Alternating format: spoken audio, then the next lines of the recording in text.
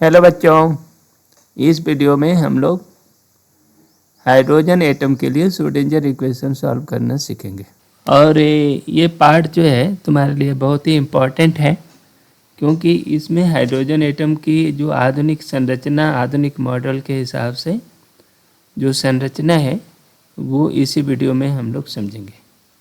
इसके साथ साथ हम लोग पढ़ेंगे ऑर्बिटल्स क्या होते हैं, कितने ऑर्बिटल होंगे, उनके नोडल प्लेन क्या होंगे और कितने नोडल प्लेन होते रहते हैं एटम में, किस ऑर्बिटल में कितने नोडल, ऑर्बिटल्स के शेप कितने होते हैं, किसी भी कक्षा में शेल में कितने इलेक्ट्रॉन होंगे। यानी कुल मिलाकर हम एटम के संबंध में जो भी आधुनिक मॉडल है वो पूरा काम इसी वीडियो में हम लोग समझेंगे। यदि ये वीडियो चूक गया तो फिर एटॉमिक स्ट्रक्चर का तुम्हारा बेसिक कॉन्सेप्ट चुक जाएगा। ठीक है, चलो हम लोग सीधे पहुंचते हैं टॉपिक पर ही। ये रहा हाइड्रोजन एटम। ठीक है, हाइड्रोजन एटम में आप जानते हो कि यहाँ पर ये न्यूक्लियस है, न्यूक्लियस है, एक प्रोटॉन है यहाँ पर, ये नीले रंग से जो भी दिखाया हुआ है ये हाइड्रोजन का न्यूक्लियस है।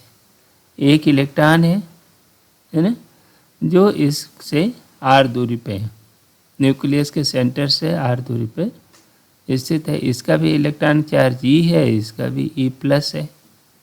ठीक है ना, यही तो है। अब जो श्रोडिंगर वेव इक्वेशन होता है उसके बारे में आप क्या कहते हैं, इसका 3 डायमेंशन यूज होगा, h²/2m। ये श्रोडिंगर वेव इक्वेशन कैसे लिखते हैं हम लोग, यही नोबुला स्क्वायर, नोबुला स्क्वायर को इसको delta square delta x square plus delta by delta y square plus delta by delta z square, है ना। इसको और इसको इस साई पर ऑपरेट करेंगे। ठीक, प्लस अब क्या होगा, पोटेंशियल, पोटेंशियल क्या होगा, -e² 1/4πε0 r, ये है ना, क्योंकि एक प्रोटॉन है, एक इलेक्ट्रॉन है, पोटेंशियल तो यही होती है ना, 1/4π Q1 Q2/r, ये हो गया, ये बराबर हो गई E।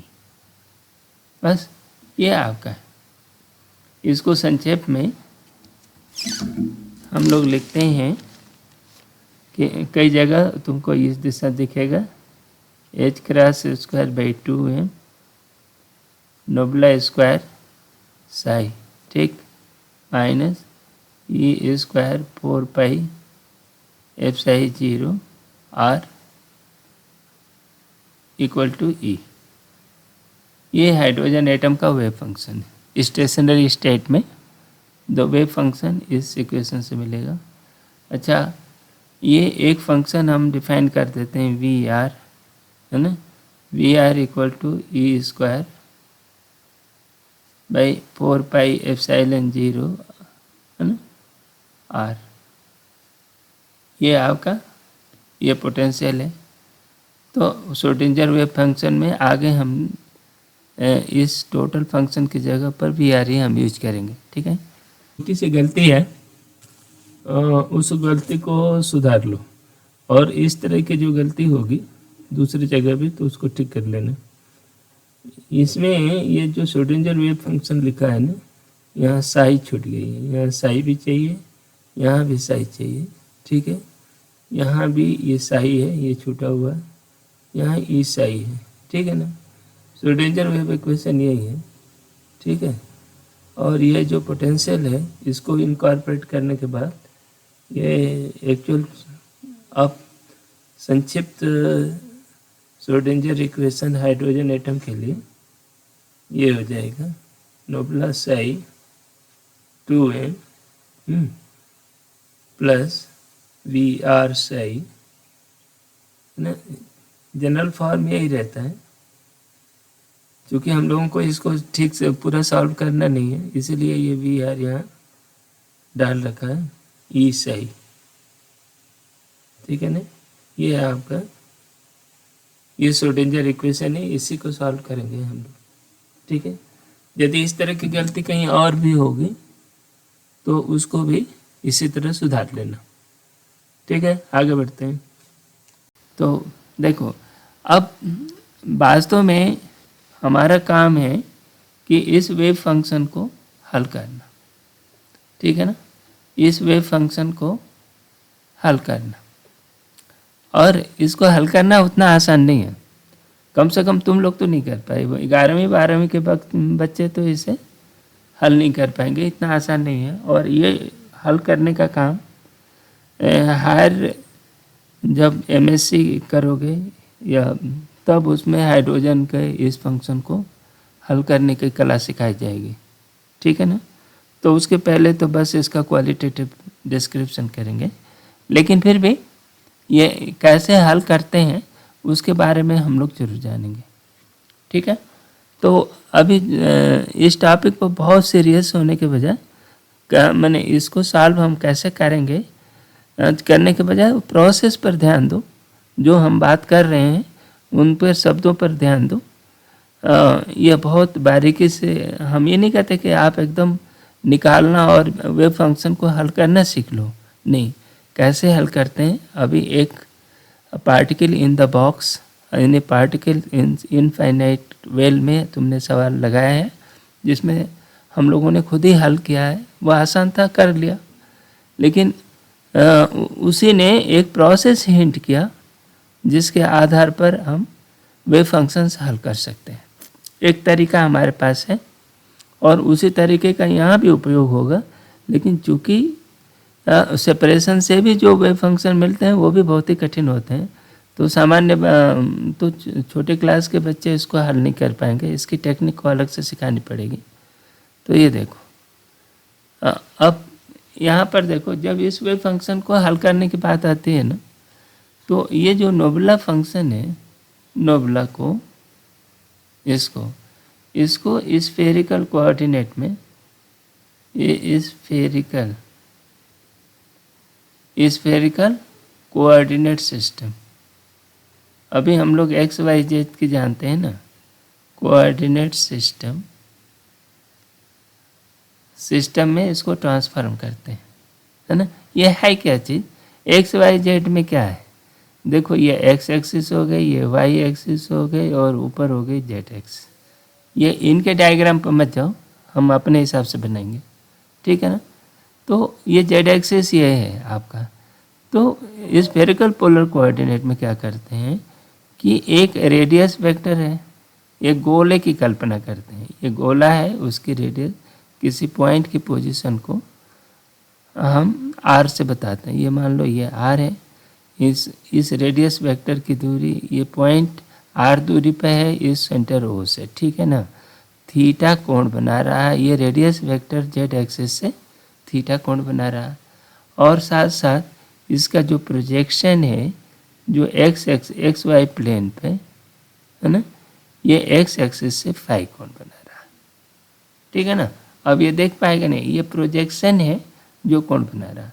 अब ये देखो, इस रेडियस वेक्टर का जेड एक्सिस पर प्रोजेक्शन, तो इसी को तो हम जेड कहते हैं, इसको एक कहोगे एक्स वाई जेड, और इसी को हम कहेंगे आर थीटा और फाई, ये रूप में एक ही इसी कोऑर्डिनेट को कहेंगे। अब आप इसको देख लो, इस चित्र से तुम समझ पाओगे कि जेड बराबर हो गया आर साइन थीटा। देखो, बिना किसी झंझट के आप देख सकते हो, इस आर, चूँकि आर कहीं भी हो सकती है, किसी भी दिशा में हो सकता है, बस आर का झुकाव जेड एक्सिस से थीटा होगा। तो इसका जो प्रोजेक्शन है ये जेड एक्सिस पर, यहाँ से वो यहाँ तक, तो वो कितना होगा, आर साइन थीटा हो गया। अब नीचे वाला ये जो इस पर प्रोजेक्शन, ये कितना, आर कास थीटा हो गया, होगा ना। देखो साइन थीटा होगा तो ये आर कास थीटा वैसे ही हो जाएगा। देखो ये वाली दूरी, ये ट्रायंगल तो बन ही रहा है। अच्छा, अब ये आर कास थीटा जो है एक्स वाई दिशा में, इसका एक्स में प्रोजेक्शन करोगे तो ये एक्स मिलेगा, और इसका वाई पर प्रोजेक्ट करोगे तो ये वाई मिल जाएगा। तो ये x हो गया। देखो r का जो cos थीटा बचा था उसका cos फाई x हो गया, है ना। और उसी x का r cos थीटा का जो साइन थीटा था साइन फाई, ये हो गया 2 3, ये y-x। तो x y z और यानी स्फेरिकल पोलर कोऑर्डिनेट से कार्टेशियन कोऑर्डिनेट सिस्टम में इस तरह से इनका ट्रांसफॉर्मेशन करते हैं, ठीक है। तो ये देख रहे हो इसमें कि देखो r यदि कांस्टेंट कर दो तो एक स्फीयर बनेगा। वो सरफेस पर जरा कल्पना करो, यदि r को कांस्टेंट करो तो क्या होगा, एक स्फीयर बनेगा, ठीक है। बनेगा कि नहीं? r को कांस्टेंट करो, बाकी चीज़ों पर ध्यान नहीं दें, तो एक स्फेरिकल शेल बनेगा, देखो ऐसे, जिसका सेंटर वो होगा, ठीक है ना। तो r कांस्टेंट का मतलब स्फेयर, ओके। अब आगे देखो, यदि थीटा कांस्टेंट करते हैं, थीटा कांस्टेंट करते हैं तो ये देखो एक कोन बनेगा, ये कोनिकल सरफेस बनेगा, बाकी चीज़ों पर ध्यान नहीं दो, एक कोन बनेगा जिसका जो वर्टेक्स होगा वो होगा, ठीक है।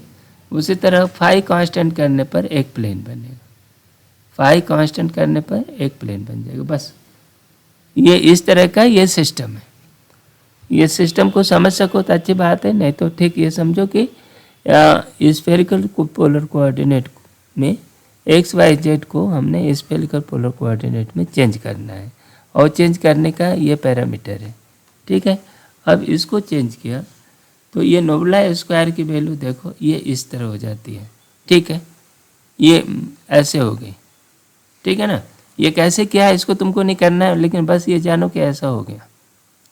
अब ये जो डिफरेंशियल इक्वेशन है, इसको नोबला स्क्वायर की वैल्यू को आप इसमें श्रोडिंगर वेव फंक्शन में रखो तो इस फॉर्म में बन जाएगा, ऐसे बन जाएगा, ठीक है ना। हमारा वेव फंक्शन ये हो गया, ये इसके 2 नंबर हो गए, इसमें कोई कुछ नहीं होना है। अब वेव फंक्शन जब तुम्हारा ऐसा बन गया तो अब इसमें मेथड ऑफ सेपरेशन लगाओगे। देखो साई को हम मानेंगे केवल r का फंक्शन है, और केवल थीटा और y जो है थीटा और फाई 2 का फंक्शन है। ये r और y ये ऐसे ले लिया, 2 में इन्होंने लिया है, ठीक है। आगे बढ़ते हैं। अब इन 2 फंक्शनों में बस हम इसको तोड़ेंगे, इसको सेपरेट करेंगे। देखो यदि सेपरेट किया तो इसमें वैल्यू रखा तो y देखो y पर डिफरेंशियल नहीं हुआ, बाकी पर डिफरेंशियल हुआ, उन्होंने किया ऐसे बना। सेपरेट करने के बाद इसमें कुछ इस तरह से बना। आगे अब इसी प्रोसेस को सेपरेशन का इसमें डिफरेंशियल फॉर्म रखो और इसको डिफरेंशिएट करेंगे तो कुछ इस तरह बनेगा, ठीक है। यहाँ आने के बाद अब ये देखो, इसको यहाँ पर देखो ये केवल r का फंक्शन है, ये वाला फंक्शन केवल y का फंक्शन है, देख रहे हो ना। अब सेपरेट हो गया तो इस चीज़ को हर एक फंक्शन को l इंटू एल प्लस 1 ये अपनी मर्जी से हमने रख लिया। इसको जो है ये एक सेपरेट पार्ट को, ये जैसे ये रेडियल पार्ट है, l इंटू एल प्लस 1 रख लिया, बाकी को छोड़ दिया तो वो ऐसा बन गया। मैंने ये 2 टुकड़े में हो गए, ये 5 हो गया और ये 6 हो गया। अब ये देखो ये सेपरेट हो गए, ये केवल रेडियस फंक्शन है, केवल रेडियस का फंक्शन है। अब हमें रेडियल इक्वेशन को सॉल्व करना होगा, ये केवल थीटा और फाई का फंक्शन है।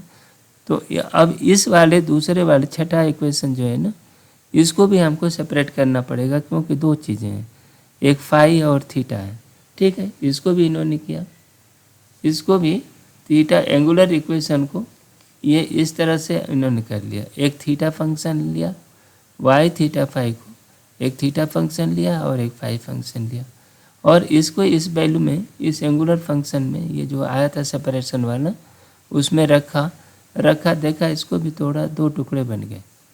ये है 7 और ये हुए 8। देखो 2 अलग अलग सेपरेट हो गए, एक ये भी हो गया, ये भी हो गया, ठीक है ना। इसमें मैंने कहा ना कि इसमें सीरियस ना हो, बस मज़े लो कि इसमें इन्होंने कैसे किया। तुमको नहीं करना है, ना कोई पूछेगा कि तुम कैसे सॉल्व करो, लेकिन फाइनल आंसर क्या आएगा वो जानना जरूरी है। अभी हम देखते हैं कैसे बनता है। अब देखो, इसके दो टुकड़े किए थे, दो पार्ट बनेंगे। एक 7 नंबर इक्वेशन है और ये 8 नंबर है। 8 नंबर इक्वेशन तुम आराम से सॉल्व कर लोगे। ये जो इक्वेशन है जिसको हम 8 नंबर इक्वेशन कहते हैं, इसको तुम बहुत आसानी से सॉल्व कर लोगे। ये क्या है? ये सिंपल इक्वेशन है, वो सिंपल हार्मोनिक मोशन का फाई का इक्वेशन है ना। फाई क्या चीज़ है? ये एजीमुथल फाई जब घूमती है तो ये जेड एक्सिस के चारों ओर एक सर्कल ट्रेस करती है। फाई का जब वेरिएशन होता है ना, जेड एक्सिस के चारों ओर एक सर्कल ट्रेस करता है। इसकी एक खासियत है। तो फाई का इन्होंने ये किया तो फाई इक्वल टू ई पर आई एम फाई, ऐसा ही इसका सोल्यूशन हो गया। ये कोसाइन फंक्शन का एक फॉर्म है, ये साइन और कोसाइन फंक्शन का कॉम्बिनेशन है, ठीक है ना। ये सिंपल हार्मोनिक मोशन में भी इसका उपयोग करते हैं जिसमें हम लोगों ने ये कर लिया था। तो ये जो sine theta, a sine theta plus b cos theta equal to phi, ये ऐसा करोगे ना तो ये इसका आया था, है ना। तो ये बेसिकली साइन थीटा को ई पर आई थीटा, ई पर एम थीटा, है ना, और साइन और ई पर minus I am theta by 2i, ये ऐसा लिख देते हैं। तो ये कॉम्प्लेक्स फॉर्म में इसका ये आएगा। तो ये जनरल इक्वेशन ये बन गया एम का। लेकिन इसकी खासियत है, इसकी खासियत क्या है? देखो कि हमने देखा था कि जो फाई फंक्शन है ना, phi function should be single function, should be, ये शुड है SHOUD, should be a single valued function, है ना। मैंने ये केवल फाई पर ही नहीं लागू होता, ये पूरे साई पर ही लागू होगा, जिसमें साई जो है क्या हो गई, आर थीटा और फाई, ये तीन का गुणा है ना। तो ये सभी इसके कंपोनेंट पर लागू होगा। Single valued function, single valued function. अच्छा, इस फाई की खासियत क्या है कि ये यदि ये घूमो, ये मान लो किसी समय पर ये फाई कोण बना रहा है, ठीक है ना। लेकिन यदि 2m पाई यदि इसको और घुमा दो, है ना, तो फिर उसी जगह पर आ जाएगा, नहीं आ जाएगा। ये फिर घूम करके मैंने पाई 2 पाई घूम जाएगा तो फिर इसी जगह पर आ जाएगा। तो इसलिए 5 + 2m pi, m is a integer, इसीलिए ये कह रहा है कि 5 + 2 पाई पर वैसे वही वैल्यू आनी चाहिए, है ना। और ये तभी आएगा जब m = 0 ± 1 और इंटीजर, ठीक है ना। तो यदि आप 0 कर दोगे तो m = 0 ± 1 ± 2, तो इसमें क्या है, m इज ए इंटीजर जो 0 ± 1 ± 2 कोई भी वैल्यू ये ले सकता है। इसलिए इसके जो एक्चुअल सोल्यूशन हुआ, क्या हुआ, e⁻im फाई, ये सोल्यूशन होगा थीटा का। नहीं, फाई का जो एक्सेप्टेबल सोल्यूशन है ये है जहाँ m = 0 हो सकता है या ±1 ±2, सारे पॉसिबल इंटीजर पॉसिबल है ना। तो लेकिन इंटीजर वैल्यू ही पॉसिबल है और नॉन इंटीजर वैल्यू पॉसिबल नहीं है। नॉन इंटीजर वैल्यू क्यों नहीं पॉसिबल है? क्योंकि वो जो फंक्शन है वो नॉन इंटीजर वैल्यू करोगे तो सिंगल वैल्यू नहीं रहेगा, ठीक है ना। इसलिए इसमें इंटीजर वैल्यू हो गया। अब रह गई बात ये थीटा की। देखो m तुम्हारा, m क्या हो गया, इसमें आपका जो सेपरेशन था इसमें ये देखो m, यानी यहाँ तो ये तो सॉल्व हो गया। अब ये दूसरा बचा, दूसरे में m आया है।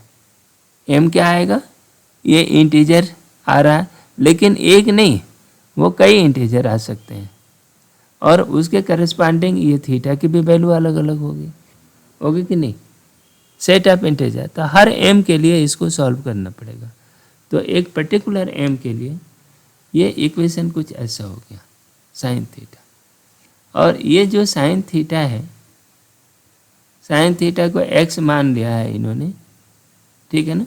और इसमें ये जो थीटा फंक्शन है अब ये इस तरह में बदल गया, ठीक है ना। x मान करके इसको ट्रांसफॉर्म कर दिया और फिर इसको सॉल्व किया। सच पूछो तो इसको सॉल्व करोगे, इसको कहते हैं एसोसिएटेड लीजेंडर पॉलिनोमियल। ये जो फंक्शन है ना, ये वाला, ये 8वां 9वां है ना, इस वाले फंक्शन को कहते हैं, ये फंक्शन को एसोसिएटेड लीजेंडर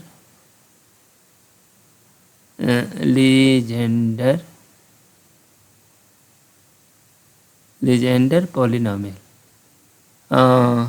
लीजेंडर फंक्शन कर लो अभी तो। ये जो है एसोसिएटेड, और इसका सॉल्यूशन होगा एसोसिएटेड लीजेंडर पॉलिनोमियल। ये इस तरह से, ये सॉल्व नहीं कर रहे हैं, है ना। इसमें एल के लिए, एल तुम्हारे लिए एल होगा और ये क्या होगा, एम होगा, है ना। जब एल और एम दोनों इंटीजर होंगे, ठीक है ना, तब उसके लिए ये फंक्शन बनेगा। इसको एसोसिएटेड लीजेंडर पॉलिनोमियल कहते हैं, ठीक है ना। और वो पॉलिनोमियल जो होता है ये इस तरह से सॉल्व होते हैं, है ना। इनके वैल्यू इन्होंने निकाला और पॉलिनोमियल के चित्र कुछ इस तरह होंगे, ठीक है। बस इस पर इन्होंने सॉल्व कर लिया।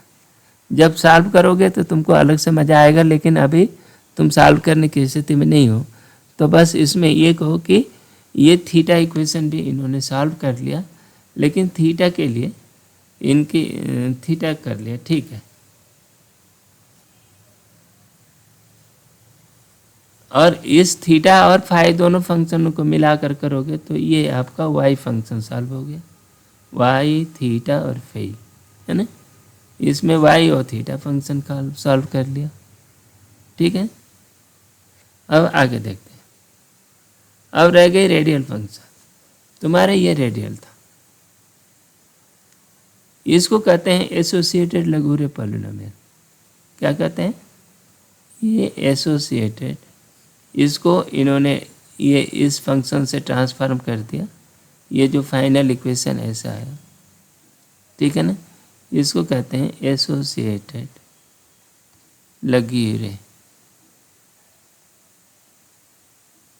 लेगुरे पॉलिनोमियल। पॉलिनोमियल या एसोसिएटेड लेगुलर इक्वेशन है ना। इनके क्या है, चाहे लीजेंडर हो या ये एसोसिएटेड लेगुरे है, दो सॉल्यूशन मिलते हैं, ठीक है ना। एक सॉल्यूशन जो होता है वो डाइवर्ट कर जाता है, डाइवर्स हो जाता है, मतलब कि किसी पॉइंट पर इन्फिनिटी बन जाता है, ठीक है ना, इसलिए उसको छोड़ देते हैं। केवल ये एल, ये इंटीजर के लिए, है ना, एल इक्वल इंटीजर के लिए जो पॉलिनोमियल जो फंक्शन मिलता है वो क्या होता है, वह एक्सेप्टेबल होता है। तो ये आपका ये सॉल्व करने के बाद आपका लेगुरे पॉलिनोमियल से मिल गई, ठीक है ना। अब आर फंक्शन जो इन्होंने सॉल्व किया, ये आर फंक्शन फाइनली आपका ये मिल गया। तो देखो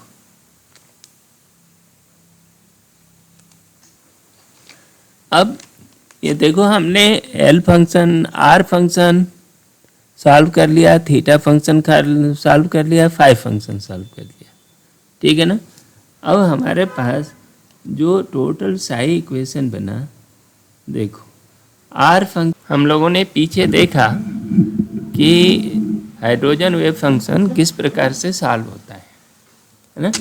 अब इस टोटल सॉल्यूशन को अभी हम लोगों ने हाइड्रोजन वेव फंक्शन को टुकड़ों में सॉल्व किया और उसको कंप्लीट सॉल्यूशन क्या हो जाएगा, देखो कंप्लीट सॉल्यूशन में ये जो साई था, है ना, ये किस में था, स्टेशनरी स्टेट में आर का फंक्शन था, थीटा का भी फंक्शन है और ये फाई का फंक्शन है, ठीक।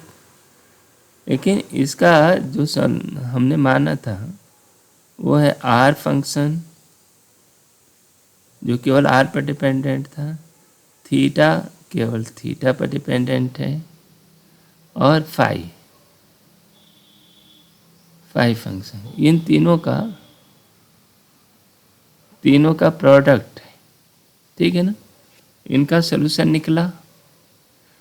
सॉल्यूशन हमने देखा, क्या सॉल्यूशन निकला। आर को मोर प्रिसाइजली लेग्यूरे पॉलिनोमियल बनी, उससे से एसोसिएटेड रेगुलर एन कर दो, ये एन और एल, ये आर का फंक्शन है, एक पॉलिनोमियल है, इसको एसोसिएटेड लेग्यूरे पॉलिनोमियल कहते हैं। ये थीटा फंक्शन था, वो लीजेंडर पॉलिनोमियल बनता है, पी एल पर निर्भर है और एम पर निर्भर है, और ये साइन थीटा पे, ठीक है ना। इस तरह से एक फंक्शन था, इसको एसोसिएटेड लीजेंडर पॉलिनोमियल कहते हैं। और ये फाई आया, ई पर आई एम फाई, ये आपके सोल्यूशन है। लेकिन ये सिंपल एक सोल्यूशन नहीं है, ये सोल्यूशन का समूह है ना। ये जो सोल्यूशन है, जनरल सोल्यूशन जब आपको मिला, क्या है, this is a collection of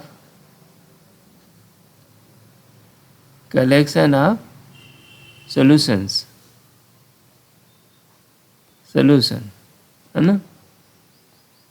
and more precisely हम लोग और इसको कहते हैं, more precisely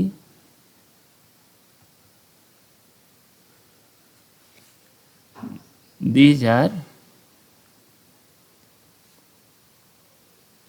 called eigen function। क्या है, आइगन फंक्शन है ना।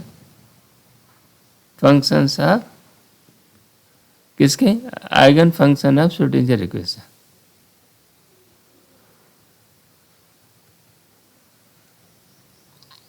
श्रोडिंगर इक्वेशन ये, अब ये जितने आइगन फंक्शन होते हैं उतने ही स्टेट होते हैं। अच्छा देखो, इनकी खासियत क्या है। Number 1, each eigen function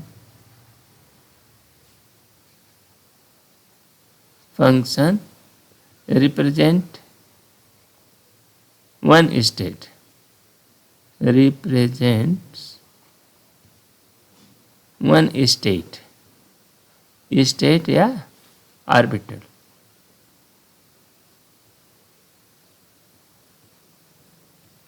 electron orbit में चक्कर लगाते हैं ना, तो ऑर्बिट नहीं है, ये ऑर्बिटों का भी एक बच्चा है, टुकड़ा है ना।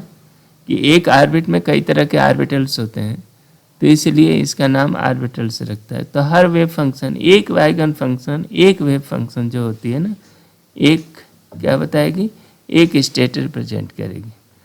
तो और ये जो नंबर्स आए हैं, N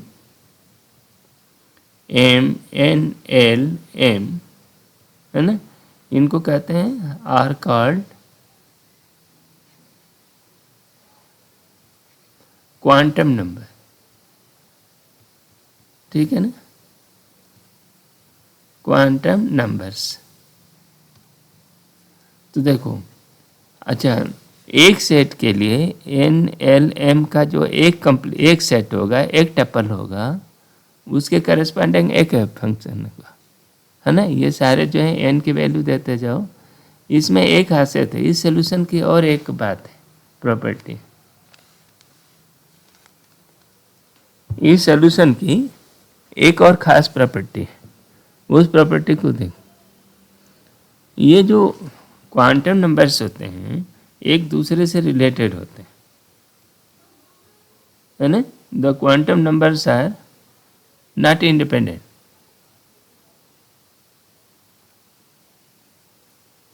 quantum numbers are dependent on each other। Dependent कैसे, देखो फॉर ईच एन, है ना, एन कोई से ना, एन के लिए फॉर, ये देखो वो नंबर है, देखो n can take any positive integer.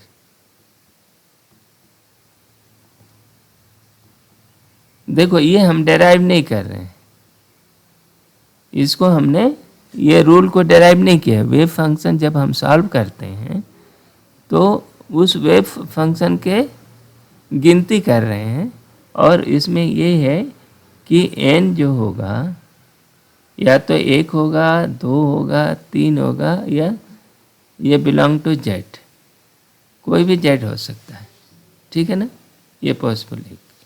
दूसरी बात, जो L है, L can take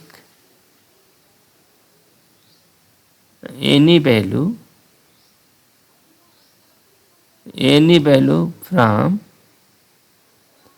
0 to n-1, any integer value, है ना, इंटीग्रल वैल्यू चाहिए, any integer value from 0 to n-1, ठीक है ना।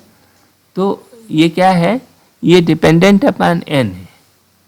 तो n के दिए हुए मान के लिए n का कोई भी मान चूज कर लो, 1, 2, 3, ठीक है ना, l के मान उसी के हिसाब से एडजस्ट होगा, और उसकी वैल्यू 0 to ये होती है।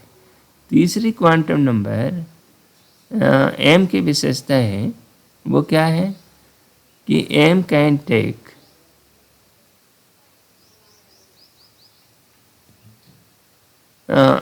देखो m is dependent upon, m जो है l पर डिपेंडेंट है, डिपेंडेंट अपॉन n, l, है ना, and can take all integer value, है ना, all integer value from -l to l, है ना।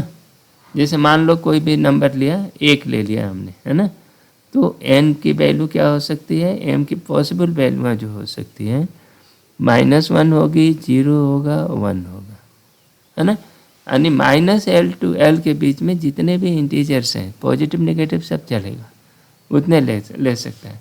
तो ये काम क्यों कर रहे हैं हम, इसलिए कर रहे हैं कि नंबर ऑफ वेव फंक्शन, इनके टपल हम गिने। तो अभी मोटे मोटे यहाँ समझ लेते हैं, फिर इसके बाद इस चीज़ को हम एक्चुअल टपल्स काउंट करके बताएंगे कि हर n के करस्पॉन्डिंग कितने कितने टपल्स आएंगे, है ना, और कितने कितने वेव फंक्शन बन रहे हैं।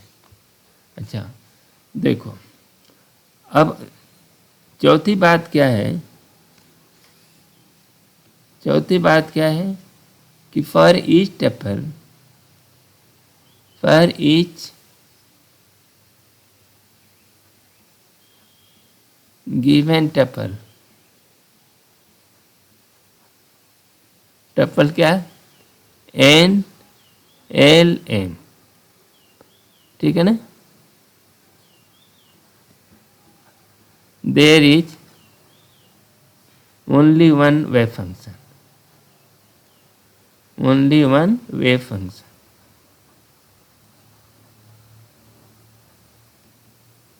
ठीक है ना।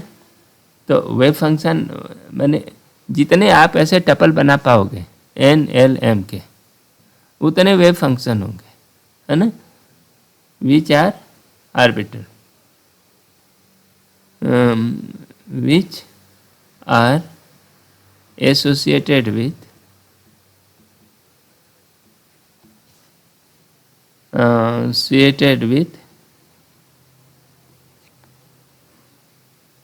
rotated with their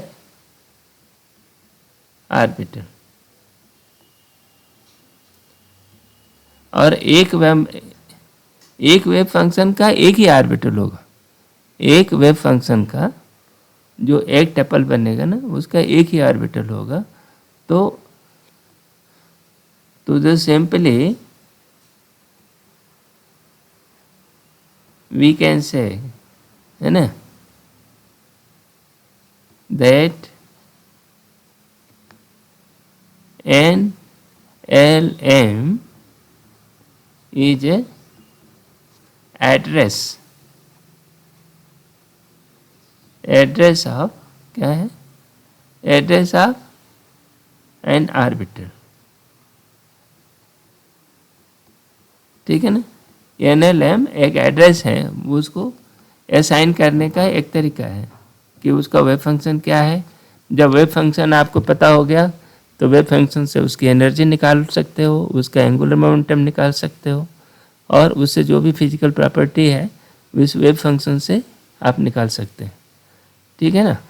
तो ये ऑर्बिटल जो भी हाइड्रोजन वेव फंक्शन के जो ऑर्बिटल और वेव फंक्शन हमारे निकले, ये इतने थे। और थोड़ी सी एनर्जी की बात कर लेते हैं। हाइड्रोजन वेव फंक्शन के जो वेव फंक्शन निकलते हैं उनकी एनर्जी भी साथ में निकलती है। जो ई आता है ना, तुम जानते हो श्रोडिंगर वेव इक्वेशन में कितना था, delta H cross square by 2m, ये nabla square psi plus VR potential psi equal to E psi, है ना। ई, ये जो एनर्जी निकली थी, ये एनर्जी वेव फंक्शन ने डिसाइड किया और वो एनर्जी निकली इतनी ई एन के लिए। एन, ये एन के किसी, जब एन का मान कोई भी असाइन कर दोगे तो एनवें मान के लिए, nth वेव फंक्शन के लिए, nth वेव फंक्शन नहीं है बल्कि क्वांटम नंबर n है ना, जो पहली क्वांटम नंबर है, n के करेस्पॉन्डिंग एनर्जी इतनी है। तो इस n को हम प्रिंसिपल क्वांटम नंबर कहते हैं। क्या कहते हैं? Principal quantum number. जो 3 क्वांटम नंबर मिली ना, क्वांटम नंबर, n जो है, n प्रिंसिपल क्वांटम नंबर है। ठीक है ना।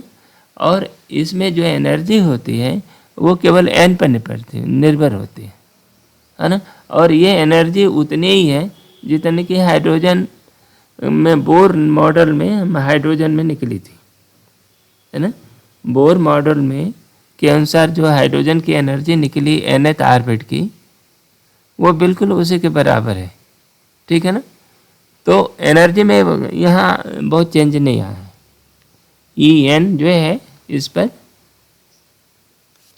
हाइड्रोजन वेव फंक्शन जो बोर मॉडल में निकली थी, वही एनर्जी यहाँ भी hydrogen wave function quantum mechanics से सॉल्व करने के बाद आया था। ठीक है। और इसका पहले वाले का 13.7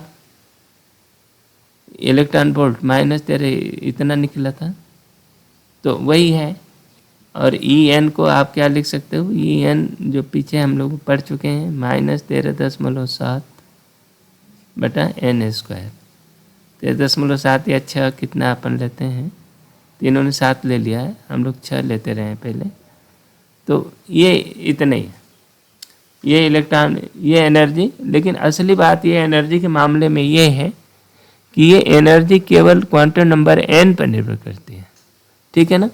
तो फिर इसका मतलब यहाँ पर देख रहे हो कि हमारे एनर्जी लेवल n पर निर्भर है। तो n जो है 1 है, तो सबसे नीचे वाला एनर्जी लेवल n = 1 का होगा। उसके बाद अगला एनर्जी लेवल n = 2 का होगा। ठीक है ना। अगला एनर्जी लेवल होगा n = 3 का होगा। देख रहे हो ना, ये क्या चीज़ है? ये एनर्जी लेवल है E। ये नीचे वाले एनर्जी गड्ढे हैं, नीचे हैं, और ऊपर जाते हैं तो आप ऊपर पहुंचते जा रहे हो पहाड़ी की ओर। ठीक है। तो आप लो एनर्जी लेवल से उसी तरह चौथा होगा, पांचवा होगा, इस तरह से एनर्जी लेवल आपके बटे हुए हैं। ठीक है ना। तो ये क्वांटम नंबर पर बात ये नहीं है इसमें कि एक एनर्जी लेवल 1 में कितनी वेव फंक्शन है ये भी हमको गिनना है ना। और ये असली चीज़ यहाँ आती है, वे क्वांटम मैकेनिक्स की सबसे बड़ी सफलता इस बात में है कि ये जो एनर्जी लेवल्स हैं ना आपके, उस एनर्जी लेवल में ये बताती है कि एक ही तरह के आर्बिटल नहीं हैं। ठीक है। दूसरी तरह वो जो आर्बिटल हैं केवल एक एनर्जी लेवल में एक ही आर्बिटल न हो करके कई आर्बिटल्स हैं। ठीक है ना। और कई वेव फंक्शन हैं, उनके चरित्र भी अलग हैं, रूपरेखा भी अलग है, उनकी डिजाइन अलग है, शेप अलग है। ठीक है ना। ये क्वांटम मैकेनिक्स की सबसे बड़ी सफलता है। ठीक है ना। अब पहले तो हम लोग ये काउंट कर लेते हैं कि एक्चुअल एनर्जी लेवल है कितने, है ना। तो आर्बिटल्स हम ये कह रहे हैं कि orbitals in each energy level, हम ये अब यहाँ पर स्टडी करेंगे। ठीक है ना। तो देखो भाई, हम पहला काम क्या कर रहे हैं, n इक्वल टू 1 ले लो, n इक्वल टू 1 ले लेते हैं। देखो 1 ले लिया हमने, और इसके बाद l ले लो, l निकालना है। फिर उसके बाद m भी उसके करस्पॉन्डिंग होगी, यहाँ टपल बना लेंगे। चलो देखो n इक्वल टू 1 है, तो हमने कहा था कि हर n के करस्पॉन्डिंग n में l की वैल्यू n-1 तक हो सकती है ना। इसकी वैल्यू कितनी हो सकती है, n-1 तक हो सकती है मैक्सिमम वैल्यू। ठीक। और m की वैल्यू क्या होगी, -l to l, यही है ना कंसेप्ट। तो n इक्वल टू 1 को देखो 1 है, तो ये इसका केवल पॉसिबल l की वैल्यू 0 है, और इसका m की वैल्यू क्या है, m की जो पॉसिबल वैल्यू होगी 0 से -0 to 0, तो सिर्फ एक ही होगी। तो इसलिए जो पॉसिबल टपल वेव फंक्शन कौन बनेगा, देखो 1 0 0, आपका ये वेव फंक्शन बना। एक नंबर कितने होंगे, नंबर ऑफ ऑर्बिटल, ऑर्बिटल यहाँ लिख लो, ऑर्बिटल्स कितने हो गए भाई, एक हुआ। तो क्या होगा कि जो एक नंबर की जो क्वांटम नंबर है, क्वांटम नंबर 1 है ना, इसी को हम ग्राउंड स्टेट कहते हैं। इसमें सिर्फ एक ही ऑर्बिटल है।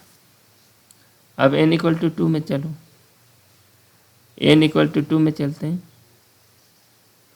इसमें देखो l की पॉसिबल वैल्यू क्या हो सकती है, l-1, इसका एक हुआ, तो ये हुआ l की वैल्यू होगी 0 और दूसरी वैल्यू होगी 1।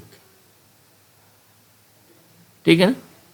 अब 0 के करस्पॉन्डिंग m की वैल्यू केवल 0 होगी, इसलिए इसका टपल हुआ 2 0 0, तीनों मिला करके एक एड्रेस बनाएंगे ना 1 0 0। यानी वेव फंक्शन कैसे बनेगा, n l और m तीनों के टपल बना रहे हैं कि कितने पॉसिबल टपल बन रहे हैं। ठीक है ना। देखो ये अब 1 का देखो, 1 के साथ ही है, 1 के m की देखो 1 का -1 होगा, -1 से लो 0 हुआ और ये 1 तक गया। ठीक है ना। m की वैल्यू इसकी 3 बन रही है, l इक्वल टू 1 के करस्पॉन्डिंग 3 m की वैल्यू मिल रही है, तो इसके 3 वेव फंक्शन है। क्या हो गई, 2 1 -1 2 0 -1 2 0 2 0 नहीं सॉरी 2 1 रहेगा, ये गलती नहीं करो, 2 1 0, ठीक है ना, और 2 1 1। तो इसके जो टपल बना देखो ये इतने, तो इसमें कुल ऑर्बिटल 4 हो गए, ठीक है ना। तो अब पीछे जो एनर्जी लेवल डायग्राम बनाया था कि n इक्वल टू 1 में कितने ऑर्बिटल हुए, एक ऑर्बिटल है। n इक्वल टू 2 में कितने ऑर्बिटल हो गए, यहाँ 4 ऑर्बिटल है, ठीक है ना। जैसे जैसे एनर्जी लेवल बढ़ता जाता है ऑर्बिटल की संख्या बढ़ती जाएगी। अब 2 का देख लिया, अब आगे 3 का देखो, 3 का देखते हैं। 3 ये n है, ये क्या है l है, ये m है, और ये वेव फंक्शन है, अपन लिख रहे थे वेव फंक्शन। ये कितना हो गए, ये नंबर है, नंबर ऑफ ऑर्बिटल। 3 के बारे में देखो, 3 का पॉसिबल l होगा 0 1 और 2, 3 है, ठीक है ना। अब इसका देखो 0 के करस्पॉन्डिंग m की वैल्यू क्या लिखी होगी, कैसे, -m minus l to l। 1 के करस्पॉन्डिंग इसकी वैल्यू कितनी होती है m की, देखो -1 0 1, ये 1 के ये 3 हो गए। अब 2 की बात कर लेते हैं, 2 को थोड़ा सा नीचे ले लेते हैं यहाँ, ठीक है ना। तो इसकी वैल्यू जो होगी -2 1 0 -1 है, ये 1 और 2, ये 5 वैल्यू।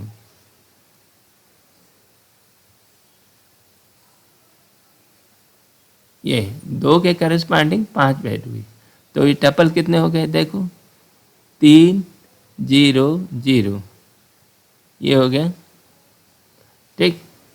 इसका हो गया 3 1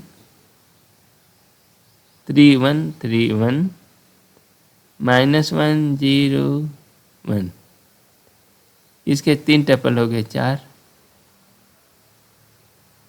ठीक है ना।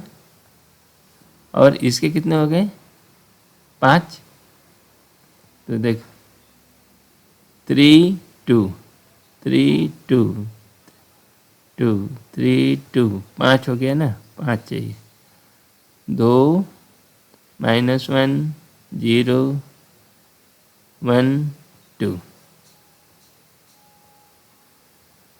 ये कामा भी है बीच बीच में,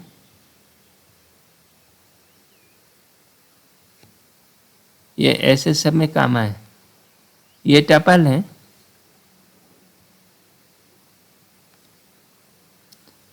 मतलब n l m के एक सेट के लिए एक ऑर्बिटल फॉर्म होता है, n l m,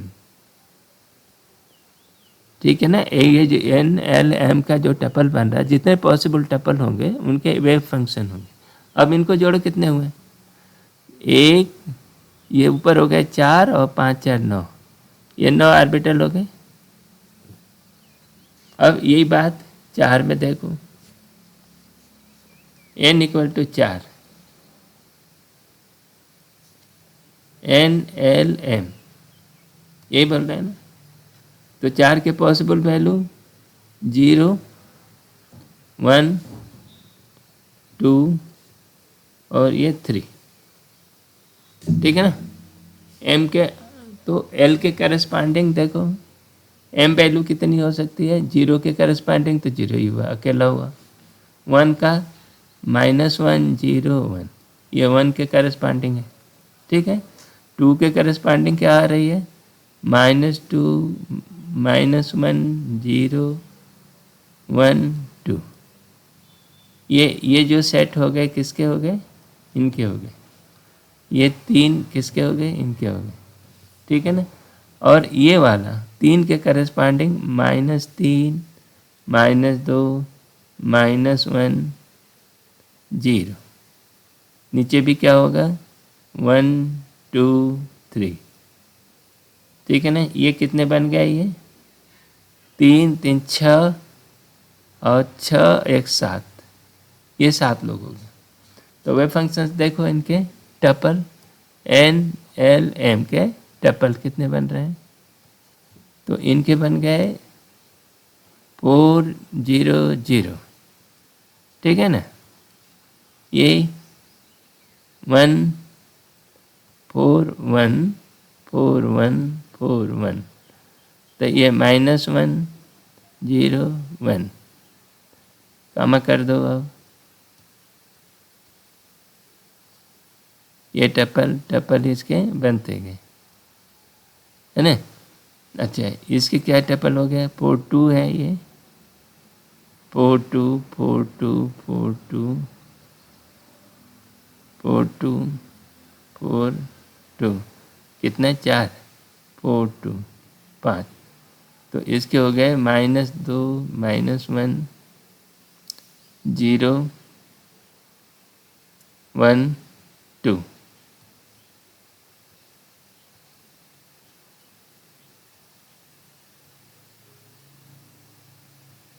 ये ठीक। अब इनके हो गया 4 3 -3 4 3 -2 4 3 -1 4 3 0, है नहीं। ये अब आगे वाले को क्या बनेगा, 4 3 1 4 3 2 और 4 3 3। ये जो है टपल, ये बन गए।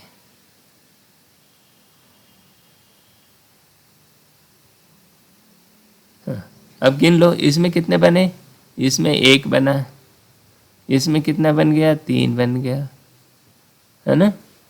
ये टोटल, इसमें 3 बन गया, इसमें 5 बन गया, इसमें 7 बन गया, है ना।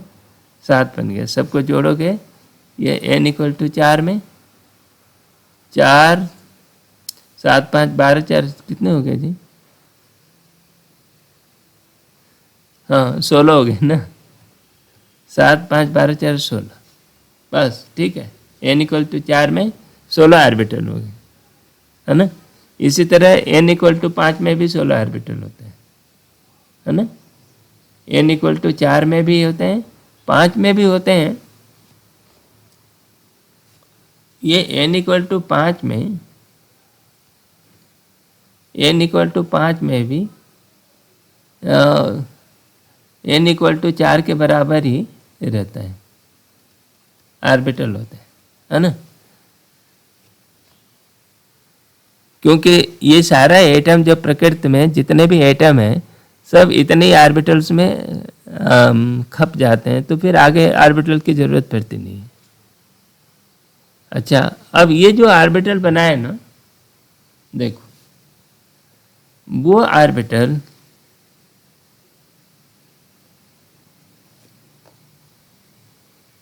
इसको देखते हैं, तो ऑर्बिटल्स के नाम है ना, नेम ऑफ ऑर्बिटल।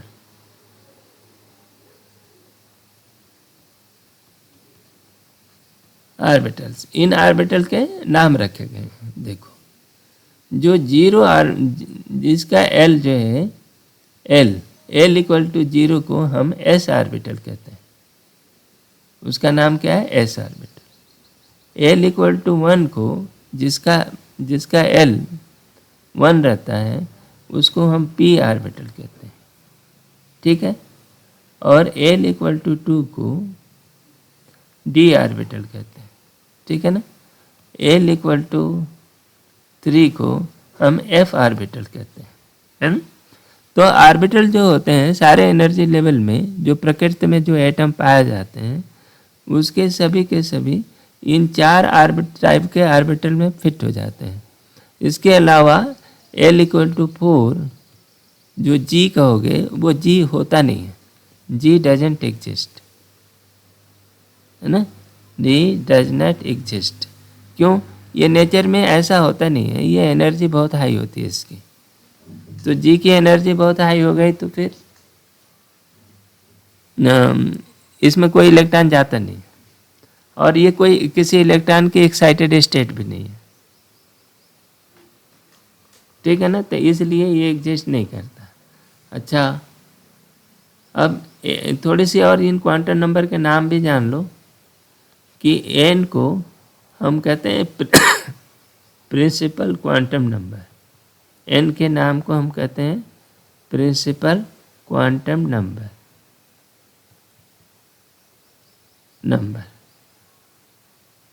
ठीक है।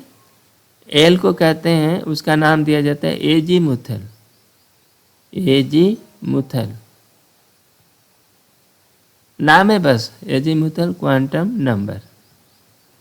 ठीक। एम को कहते हैं magnetic quantum number. Magnetic quantum number, quantum number, ठीक है ना। अच्छा,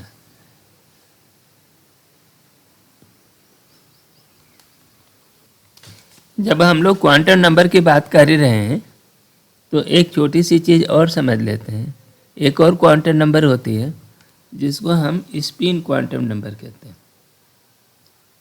क्या कहते हैं? स्पिन।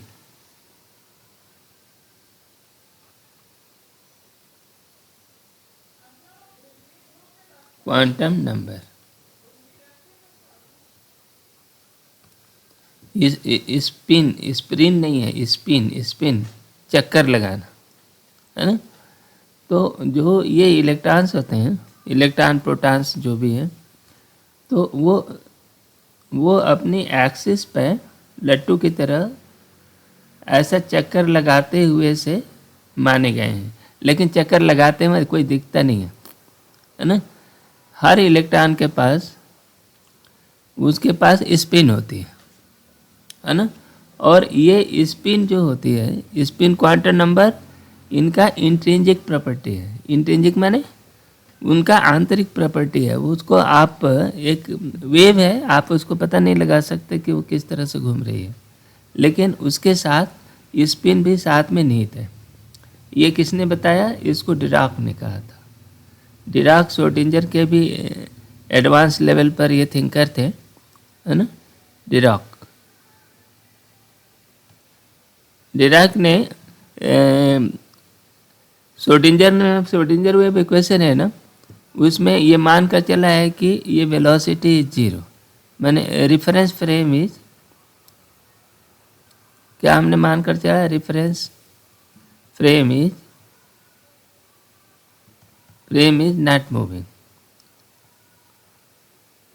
नॉट मूविंग, या आप ये कह सकते हो कि रिलेटिव मोशन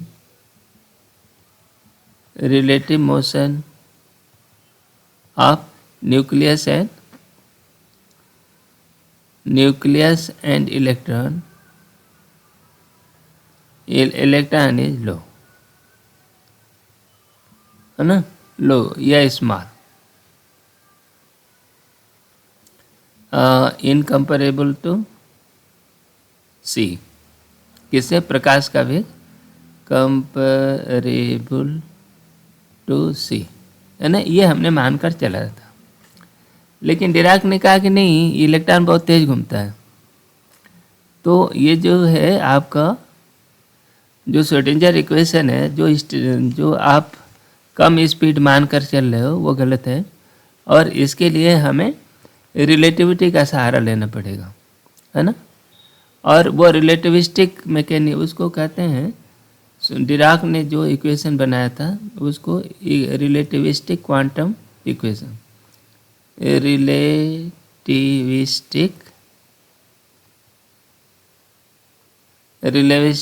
रिलेटिविस्टिक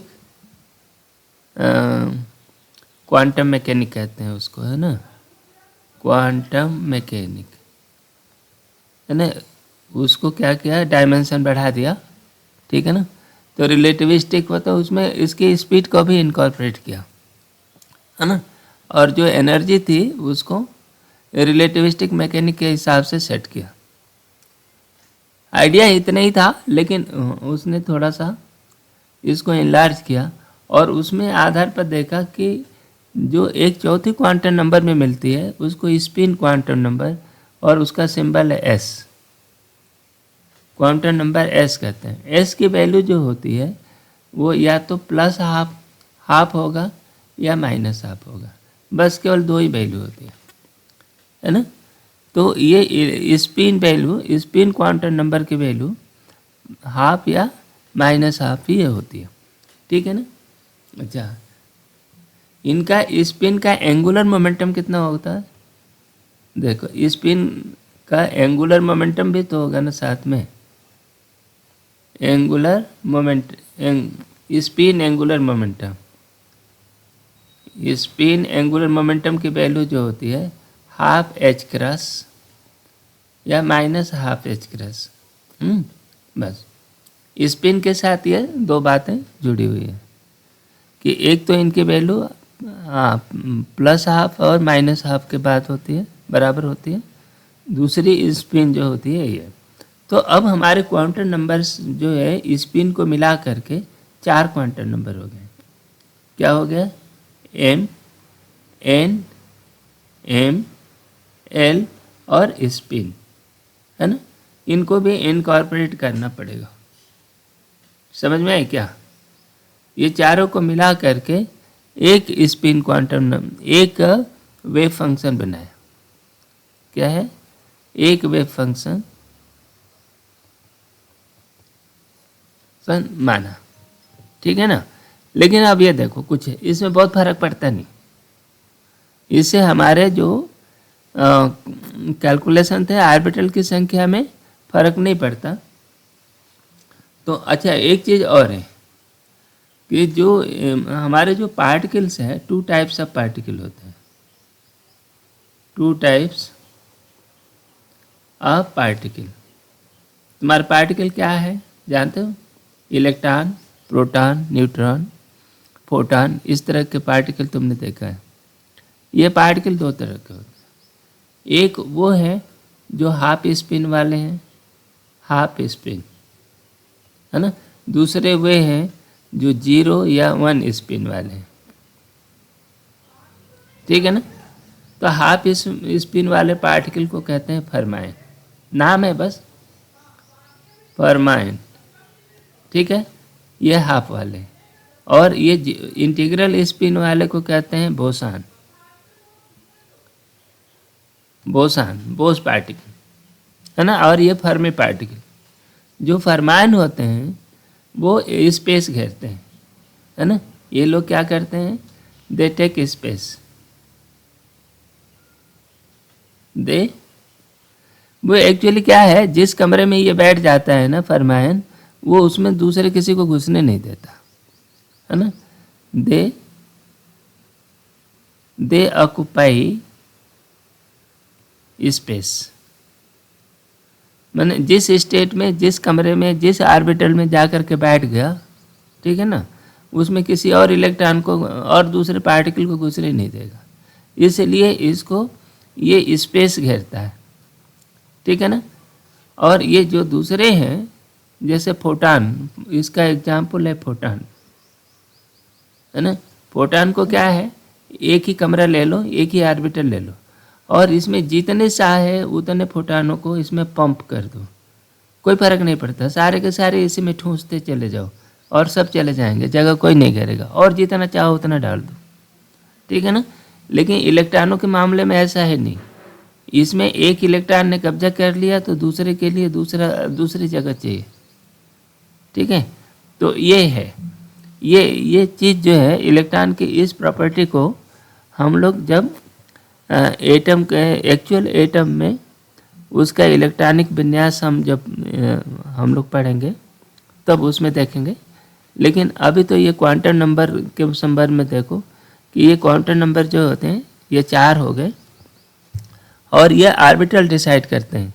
अब SPDF इनके नाम दे दिए। SPDF के टर्म में देखो, ये जो हम लोगों ने अभी निकाले थे एस ऑर्बिटल कौन होते हैं? जो 0 वाले हैं। देखो 1 में सिर्फ S ऑर्बिटल है, एक ही S ऑर्बिटल है, है ना। इस वाले को ये s ऑर्बिटल है ना खाली, ये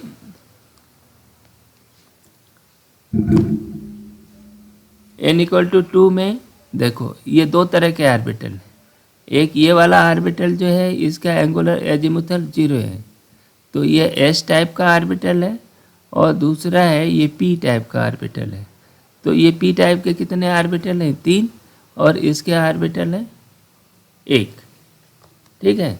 अब ये तीसरे क्वांटम नंबर में जाओ, तीसरे क्वांटम प्रिंसिपल क्वांटम नंबर में आप जाओगे तो एक देखो ये s ऑर्बिटल 1 है ना, ये p ऑर्बिटल भी है, ठीक है, ये d ऑर्बिटल भी है ना। 3 नंबर में s p d 3 ऑर्बिटल, 3 तरह के ऑर्बिटल है ना। d ऑर्बिटल कितने हैं? d ऑर्बिटल 5 है, p ऑर्बिटल 3 है, s ऑर्बिटल 1 है, ठीक है ना। यहाँ 4 में देखो क्या है कि 4 में s ऑर्बिटल आपका देखो 1 है, ठीक। 1 में क्या है? इसमें p ऑर्बिटल है, 3 p ऑर्बिटल है, और ये 2 में d के 5 ऑर्बिटल हैं, है ना। 4 की बात हो रही है, और f के कितने ऑर्बिटल है? 7 ऑर्बिटल है, ठीक है ना। अच्छा, इन ऑर्बिटल्स की संख्या तो इतनी है, लेकिन होता है कि मैग्नेटिक क्वांटम नंबर आप रखोगे तो एक एक ऑर्बिटल एक ऑर्बिटल में 2 इलेक्ट्रॉन रह सकते हैं, है ना। एक ऑर्बिटल में 2 इलेक्ट्रॉन, क्योंकि एक की स्पिन हाफ होगी, दूसरे की माइनस हाफ होगी, है ना। तो चौथा क्वांटम नंबर भी हम भर देंगे, तो ये देखो चौथा क्वांटम नंबर हम भर लेते हैं। तो जैसे मान लो हमारा एक क्वांटम नंबर है 100, है ना। चौथे क्वांटम नंबर को करेंगे तो 100 प्लस हाफ और माइनस हाफ, है ना। ये एक जो है 2 ऑर्बिटल में बंद हो गया, ठीक है।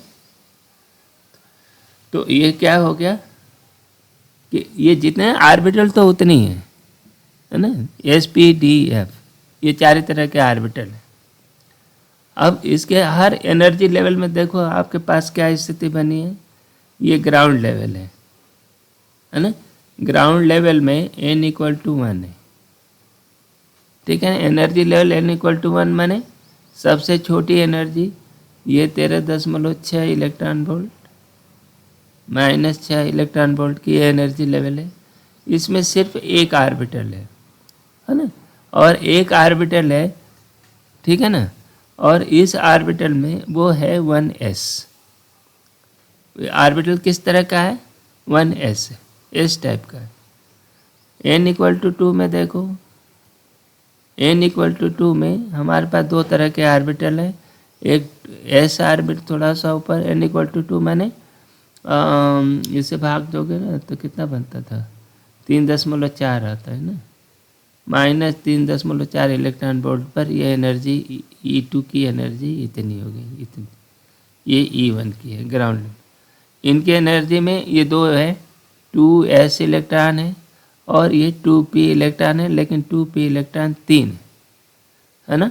2p इलेक्ट्रॉन 3 है, तो 2s तो ठीक है, 2p इलेक्ट्रॉन बिल्कुल 3 ऑर्बिटल है।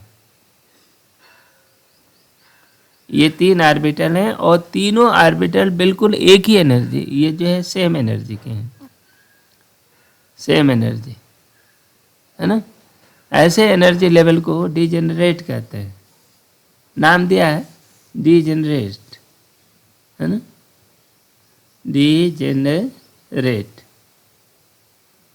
Degenerated orbital. इसका क्या मतलब है? ऑर्बिटल में same energy level, same energy level, बस इसी की बात है। केवल सिर्फ इतनी की है कि डिजेनरेटेड एक नाम है, इसको घबराने की बात नहीं है, कि समान एनर्जी लेवल के बस ऑर्बिटल को हम डिजेनरेटेड कहते हैं, और इसी चीज़ को डिजेनरेसी कहते हैं, ठीक है ना। तो 2 की बात आई। अब 3 पर जाओ, क्वांटम नंबर 3 पर जाएंगे तो इसमें 3 तरह के ऑर्बिटल हैं। एक एस टाइप ऑर्बिटल है, 3s है, 3p है, 3d है ना। कि किस लेवल का एस है, पी है, डी है, इसलिए उसके नाम को हमने 3s, 3p, 3d ये बताने के लिए कि क्वांटम नंबर 3 का है, n = 3 का है। ठीक है ना। अब इनके नंबर कितने हैं देखो, 1s में सिर्फ एक ही ऑर्बिटल है। ठीक, यहाँ भी एक ऑर्बिटल है, यहाँ पर कितने ऑर्बिटल हैं, एक ऑर्बिटल है। ठीक है, यहाँ पर 3 में ये 3 ऑर्बिटल हैं, p में 3p ऑर्बिटल हैं और इसमें 5d ऑर्बिटल हैं।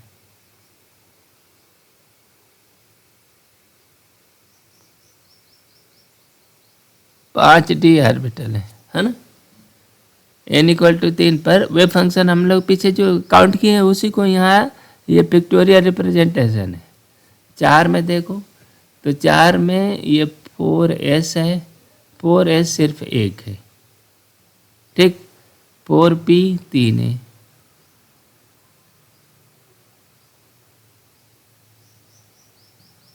ठीक है ना, 3 ऑर्बिटल। और ये 4 का d भी है 5, 1 2 3 4 5 हो गई ना, तो ये 4d हो गया। और इसमें ये 4f भी है,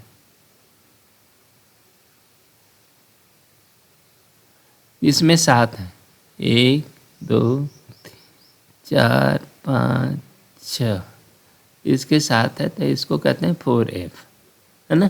बिल्कुल इसी तरह 5s है, 5p है, 5d है और 5f है ना। और 6 इसी तरह से ये 4 तरह के ही ऑर्बिटल है और हमारा पूरा काम 4 तरह के ऑर्बिटलों में ही काम चल जाता है। ठीक है, तो ये जो है ऑर्बिटल है, हम लोगों ने देखा कि s p d f तरह के हमारे पास कितने ऑर्बिटल हैं। अभी जहाँ तक श्रोडिंगर इक्वेशन का प्रश्न है, Schrodinger equation s p d f की जो एनर्जी लेवल है, जैसे 4s है, 4p, 4d, 4f की एनर्जी लेवल में ये डिस्टिंग्विश नहीं करता है ना। पहला जो हाइड्रोजन के मामले में जो सोल्यूशन निकला है तो ये कहता है कि सारे के सारे एक ही जैसे एनर्जी है ना। लेकिन जब इलेक्ट्रॉन विन्यास होगा तो तब इसको हम पढ़ेंगे और ये समझेंगे कि ये चारों ऑर्बिटल जो हैं बिल्कुल एक जैसे तो नहीं है ना, समान एनर्जी के नहीं है, थोड़ा सा ऊपर नीचे है ना। इसलिए इनके बिहेवियर में थोड़ा सा फर्क पड़ता है। ठीक है, लेकिन हमारे एनर्जी लेवल ये ऑर्बिटल्स हैं, ऑर्बिटल्स इतनी हैं। ठीक है ना। तो अब हम आगे ये समझेंगे कि जो ऑर्बिटल हैं वो दिखते कैसे हैं, उनका शेप कैसा है। ठीक है ना, ये वेव फंक्शन जो है उनका शेप भी निर्धारित करता है। तो अब हम शेप की बात करते हैं, है ना। अच्छा, ये एक स्लाइड आ गई फिर नहीं, इसमें ये कहता है पॉली एक्सक्लूजन प्रिंसिपल। पॉली ने एक्सक्लूजन प्रिंसिपल क्या, ये डिराक ने जो मैग्नेटिक क्वांटम नंबर बताया था ना, तो अब हमारे पास जो वेव फंक्शन है वो n है, l है, m है और s है। ये 4 क्वांटम नंबर से सेट बनाता है ना।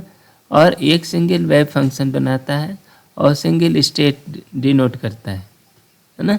सिंगल स्टेट डिनोट करने के लिए ये 4 सेट ऑफ टपल क्वांटम नंबरों के टपल की ज़रूरत पड़ती है। ठीक है ना।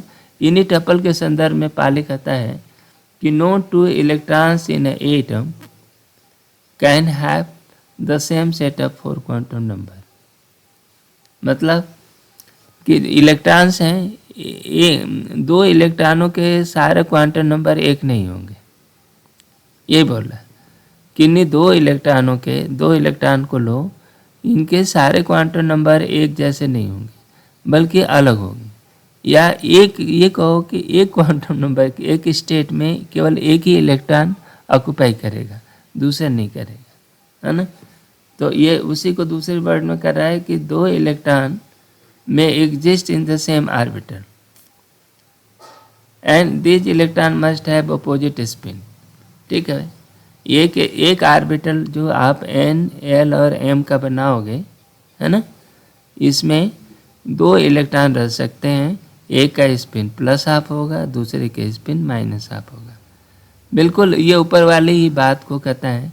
मतलब हमारे पास जो ऑर्बिटल आपने निकाला है श्रोडिंगर के माध्यम से, उसमें एक ऑर्बिटल में अधिक से अधिक 2 इलेक्ट्रॉन रह सकते हैं, है ना, और दोनों रहेंगे तो उनके स्पिन पेयर्ड होंगे। एक स्पिन माने एक ऊपर रहेगा तो दूसरा नीचे रहेगा, दोनों के स्पिन पैरेलल नहीं रहेंगे। ठीक है, तो ये पॉली एक्सक्लूशन प्रिंसिपल है। अब हम शेप समझते हैं।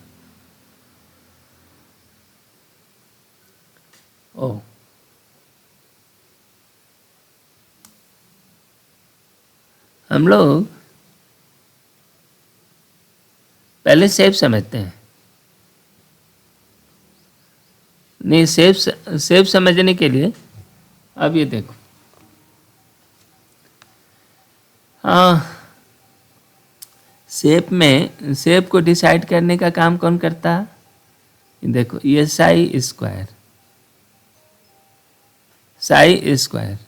है ना। साई स्क्वायर क्या है? ये प्रोबेबिलिटी डेंसिटी है। किस बात की प्रोबेबिलिटी डेंसिटी?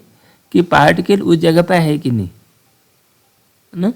प्रोबेबिलिटी डेंसिटी कौन चीज़ बता रहा? ये साई स्क्वायर बता रहा।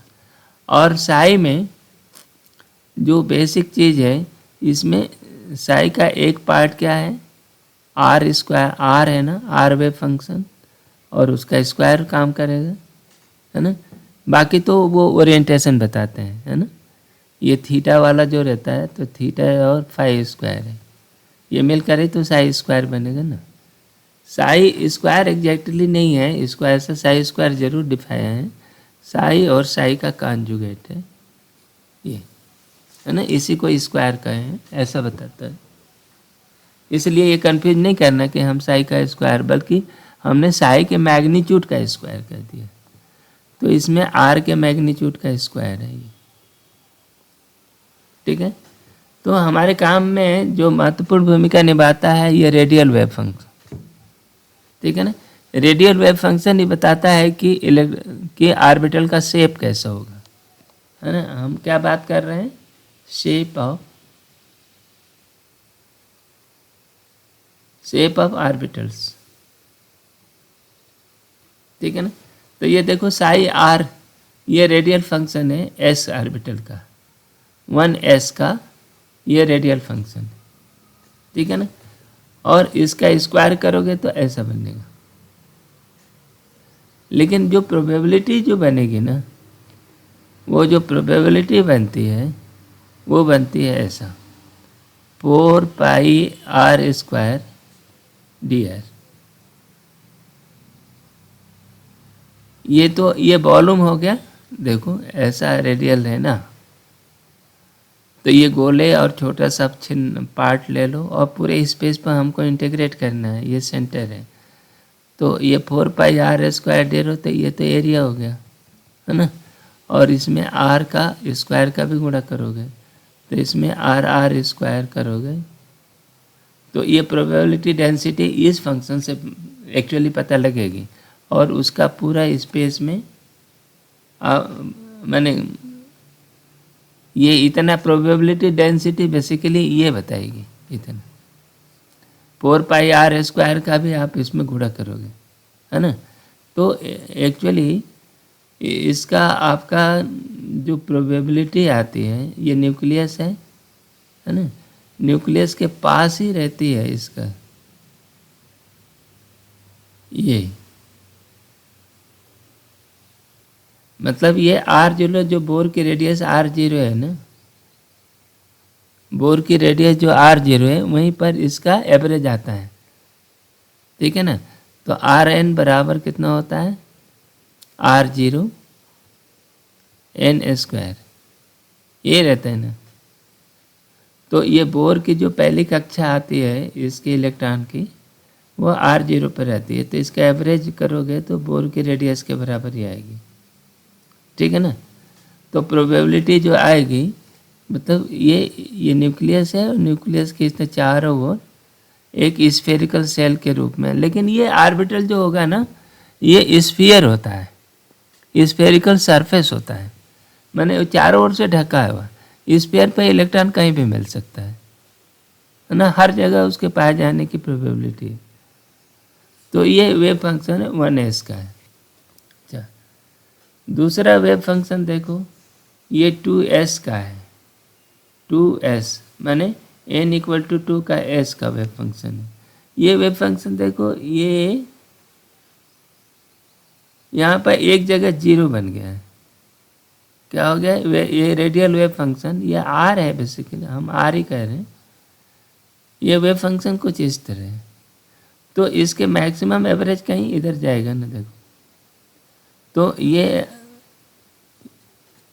जो है, ये कहीं R² जो प्रोबेबिलिटी डेंसिटी आएगी, अब वो जो R0 आया था ना तुम्हारा, तो 4R0 के आसपास कहीं होगा इसका एवरेज जो बनाओगे ऐसे, तो एवरेज निकालोगे R0 का, जो क्वांटम मैकेनिक्स से निकालते हैं, तो वो आएगा। लेकिन यहाँ ये R को बताने का मकसद इतना ही है कि ये जो है कि एक पॉइंट ऐसा मिलता है जो R में, जहाँ कि R 0 हो जाता है ना। इस R पर R' मान लो कोई हो, तो इस पर कैपिटल R फंक्शन 0 हो गया, है ना। इस पॉइंट को हम नोडल पॉइंट कहते हैं। Nodal point means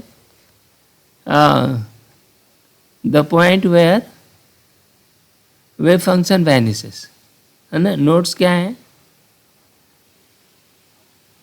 the locus of points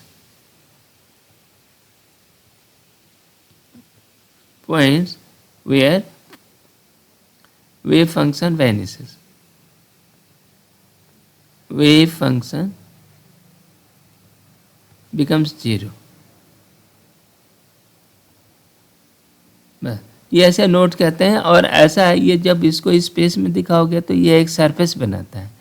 तो इसका मतलब ये हुआ कि ये जो ये न्यूक्लियस है, न्यूक्लियस के पास ये कुछ दूरी पर एक ऐसा स्फेरिकल पॉइंट मिलेगा, लोकस स्फीयर, जहाँ पर 2s इलेक्ट्रॉन के पाए जाने की संभावना बिल्कुल ही नहीं होगी, है ना। और ये इस पॉइंट के इधर भी थोड़ी सी इलेक्ट्रॉन है, इसके बाहर भी इलेक्ट्रॉन पाए जाने की संभावना है ना। तो ये है इसका। अच्छा, ये 3s है। 3s में देखो ये 2 नोडल पॉइंट है ना। तो इसलिए ns इलेक्ट्रॉन के पास, वेव फंक्शन के पास n-1 नोड्स होते हैं, है ना। ऐसे पॉइंट्स होते हैं। देखो ये 3s है, दो जगह है, ठीक है ना। तो 4s के पास 3 जगह ऐसे रेडियस फंक्शन 0 होता है ना। उसको हम देखेंगे कि इसका मतलब क्या है। उसी तरह p वेव फंक्शन के साथ भी है। तो तुमसे कई बार ये s वेव फंक्शन का ही है बारे में बात करते हैं, तो इसके नोट्स हैं अभी। और p के भी वेव फंक्शन है जो वैनिश करते हैं, उसको भी देखेंगे। अब सीधे शेप पर आते हैं। देखो ये s ऑर्बिटल का शेप है। ये आप देखो, ये पहला वाला तो पहला वाला जो है, ये यहाँ पर क्या चीज़ है, पहला वाला जो है ये रेडियस है इसका 1s इलेक्ट्रॉन है ना। उसके बाद में देखो ये खाली जगह है, जो सफ़ेद दिया है ना, वो खाली जगह है जहाँ पर कोई इलेक्ट्रॉन नहीं है। ये एक्चुअली ये 2s इलेक्ट्रॉन का नोड है ना। ये जो सफ़ेद वाला क्या है, नोड ऑफ 2s इलेक्ट्रॉन, ठीक है, क्योंकि उसका एक नोड है। और वो नोड को छोड़ करके ये 2s इलेक्ट्रॉन अब यहाँ पर यह आ गया, ये काला काला जो दे रहा है ना, ये 2s इलेक्ट्रॉन का एरिया है ना, यहाँ पर ढूंढोगे तो मिलेगी। उसी तरह से ये काला, ये 3s के 3 नोड है, 3s के 2 नोड हैं, ये खाली जगह पर भी बैनिश करेगा, यहाँ भी बैनिश करेगा और पीछे भी, है ना। तो ये 3s है। माने जैसे प्याज के छिलके रहते हैं एक दूसरे के बीच में और उनके बीच में जो जगह रहती है, उसी तरह से नोडल सरफेस भी होते हैं और वो इलेक्ट्रॉन उसमें रहता है। और जो ऑर्बिट्स होता है ना, वो स्फेरिकल होता है। जैसे देखो ये वाला है कोई इलेक्ट्रॉन का ऑर्बिट, तो यहाँ पर इलेक्ट्रॉन के पाए जाने की संभावना है।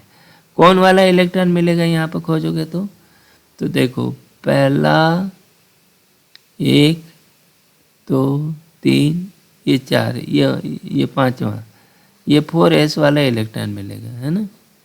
जो भी मैंने ये नंबर गिन लो तो जो ये इलेक्ट्रॉन मिलेगा।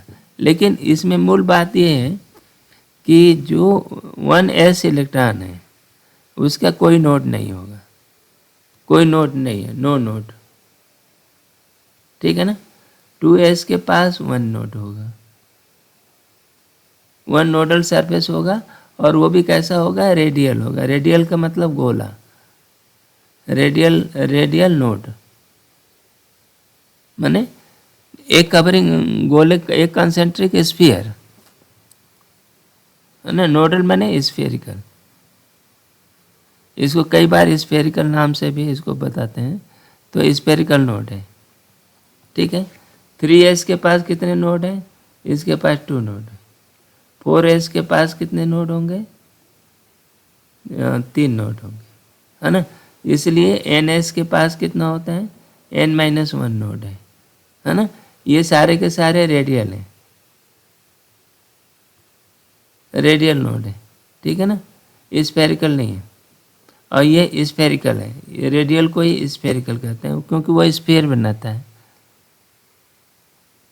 ये स्फेरिकल नोड हो गए, ठीक है ना, ये समझ गए। ये 1s के ये नोड। अब इनके जब आप ढूंढोगे तो ये देखो, पहला हम लोग s ऑर्बिटल की बात कर रहे हैं। यहाँ s ऑर्बिटल का शेप देखें, इसमें हम s ऑर्बिटल का शेप स्टडी कर रहे हैं। देखो पहला 1s है, 1s न्यूक्लियस के चारों ओर बिखरा हुआ पूरा उसको ढका हुआ है, इसमें कोई खाली जगह नहीं है ना। 1s ऑर्बिटल इसी तरह रहेगा। 2s ऑर्बिटल का देखो ये शेप ऐसा होता है। 2s ऑर्बिटल की प्रोबेबिलिटी ये अंदर न्यूक्लियस के अंदर भी बहुत थोड़ी सी है, बीच में ये खाली स्पेस जो दिख रहा है वो नोड है, ये सफ़ेद सफ़ेद दिख रहा है वो नोड है ना। नोडल सरफेस वो कैसा है, रेडियल है।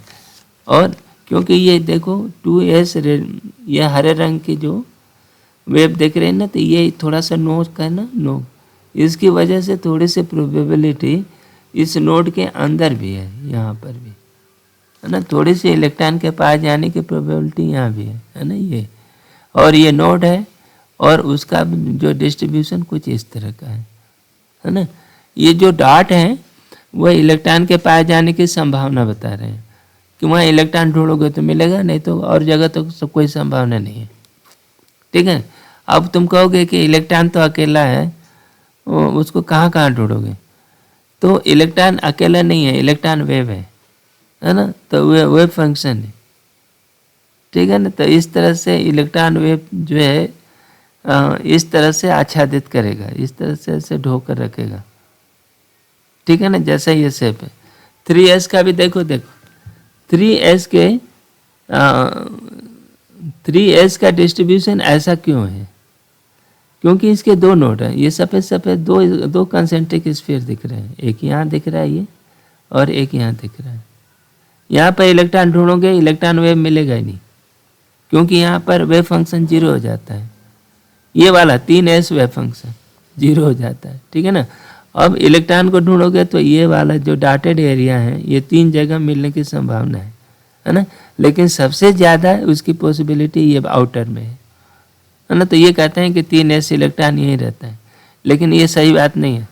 3 इलेक्ट्रॉन यहाँ भी रह सकता है और यहाँ भी रह सकता है, ठीक है, वहाँ भी पाए जाने की प्रोबेबिलिटी है। अब इनको ऐसा देखो कि पहला लेयर ये है, 1s इलेक्ट्रॉन न्यूक्लियस को घेर करके रखा हुआ है, 4 ओर से गोले की तरह घेर के रखा है। 2s इलेक्ट्रॉन देखो, 2s इलेक्ट्रॉन के बीच में ये 1s बीच में घेर लिया है, उसके अंदर ये 2s इलेक्ट्रॉन का ये ऐसा शेल दिखा दिया है। 3s, ये 3s में ये जो खाली जगह दिखा रहा है 2 जगह, 3s एक्चुअली ये 1s का कहीं इसमें नहीं है, ये तो केवल 2s ही है। ये बिल्कुल जो ये डॉट से दिखाया, बिंदु से दिखाया, उसी चीज़ को सॉलिड करके दिखाया कि ये इलेक्ट्रॉन को ढूंढोगे तो कहाँ कहाँ मिलेगा, लेकिन बीच में जो खाली खाली गैप ये दिख रहा है ना, वहाँ ढूंढोगे तो नहीं मिलेगा।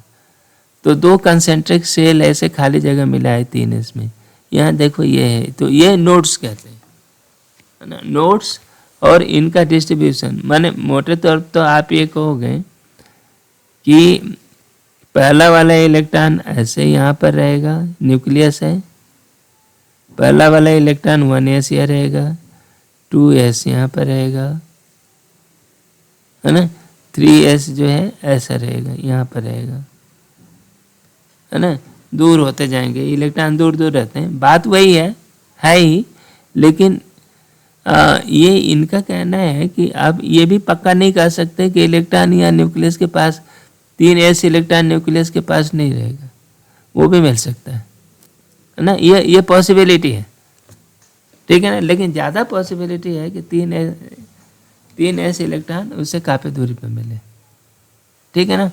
तो ये वेव है, वेव नेचर है, इसका बहुत ज़्यादा रोल है नहीं, लेकिन तुम्हारे सवाल में, तुम्हारे एग्ज़ाम में ये क्वेश्चन पूछे जाते हैं कि कितने नोड्स हैं और ये नोडल प्लेन और नोडल सरफेस क्या है, ठीक है ना। तो उसको ये रिजॉल्व करने के लिए हम लोग एक चीज़ ये समझ लो कि NS रूल हो गया, NS इलेक्ट्रॉन के पास n-1 रेडियल नोड होंगे। कितने रेडियल नोड होते हैं? रेडियल नोड को स्फेरिकल नोड भी कहते हैं, क्योंकि ये देखो गोले गोले हैं, गोल गोल है ना, स्फेरिकल नोड भी कहते हैं, स्फेरिकल नोड्स भी कहते हैं ना। तो नाम से कोई कंफ्यूज होने की ज़रूरत नहीं। आगे देखो, अब ये वही है, उसी को अब आगे बात करते हैं p ऑर्बिटल का।